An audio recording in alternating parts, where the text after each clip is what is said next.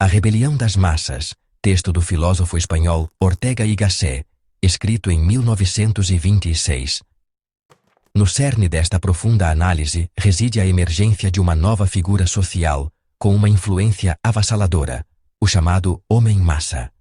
Este indivíduo, longe de se destacar por quaisquer qualificações particulares ou talentos excepcionais, paradoxalmente, se sente plena e incondicionalmente investido do direito de ter voz ativa e exercer poder em absolutamente todos os aspectos da intrincada vida social e política. A sua característica primordial e mais distintiva é a arraigada sensação de que a sua própria condição medíocre e comum constitui a norma essencial, e mais do que isso, o padrão pelo qual todas as outras formas de existência e pensamento devem ser inevitavelmente medidas e, se necessário, inexoravelmente ajustadas. O homem-massa não se define pela posse de atributos singulares ou capacidades notáveis. Pelo contrário, a sua marca indelével é precisamente a ausência de qualquer tipo de exigência rigorosa para consigo próprio. Ele é um beneficiário direto e muitas vezes inconsciente das inumeráveis comodidades e confortos que a complexa civilização moderna lhe proporciona em abundância, sem, contudo, demonstrar o menor reconhecimento ou compreensão do árduo esforço cumulativo e das incontáveis gerações de trabalho que tornaram tais privilégios possíveis. Ele age, em essência, como um filho mimado da vasta história humana, absorvendo os benefícios, sem internalizar os custos ou os princípios subjacentes. Manifesta uma notável ingratidão para com o passado e uma preocupante falta de memória histórica, vivendo num presente aparentemente ilimitado de facilidades, onde a crença de que tudo lhe é inerentemente devido, sem a necessidade de qualquer esforço prévio ou consideração, se torna uma premissa inquestionável. Este tipo de indivíduo tende inevitavelmente à homogeneização da sociedade, onde as distinções outrora valorizadas e as minorias seletivas que guiavam o pensamento e a ação se esbatem progressivamente, dando lugar a uma massa amorfa e indiferenciada. A rebelião aqui analisada não se assemelha em nada aos levantes populares tradicionais, motivados por opressão ou injustiça social. Em vez disso, ela se manifesta como uma surpreendente e constante invasão da esfera do poder por indivíduos patentemente não qualificados para o exercício de tal responsabilidade. O homem-massa impõe as suas opiniões de maneira dogmática e peremptória, demonstrando uma flagrante ignorância em relação ao conhecimento especializado e à autoridade intelectual legitimamente constituída.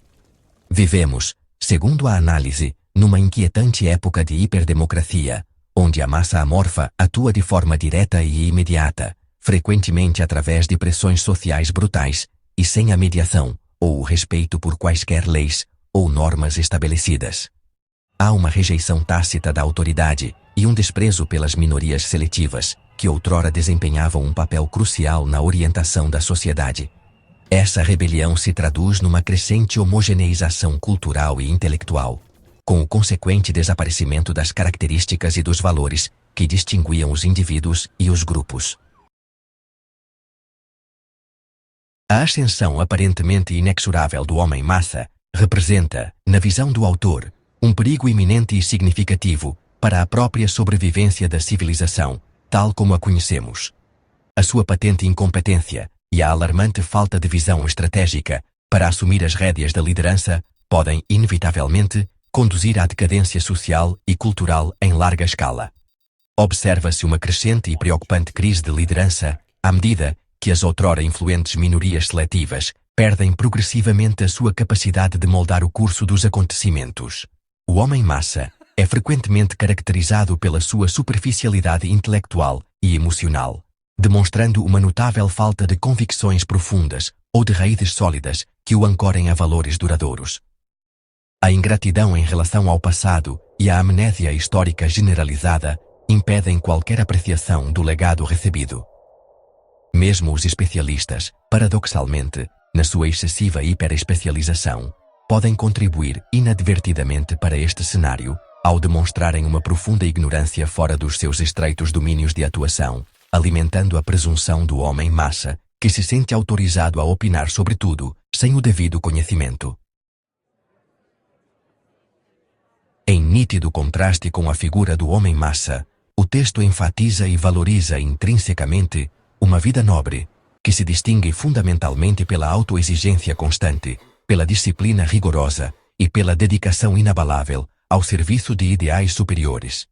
A verdadeira nobreza não é definida por direitos inerentes ou privilégios herdados, mas sim pela obrigação assumida e pela constante exigência imposta a si mesmo.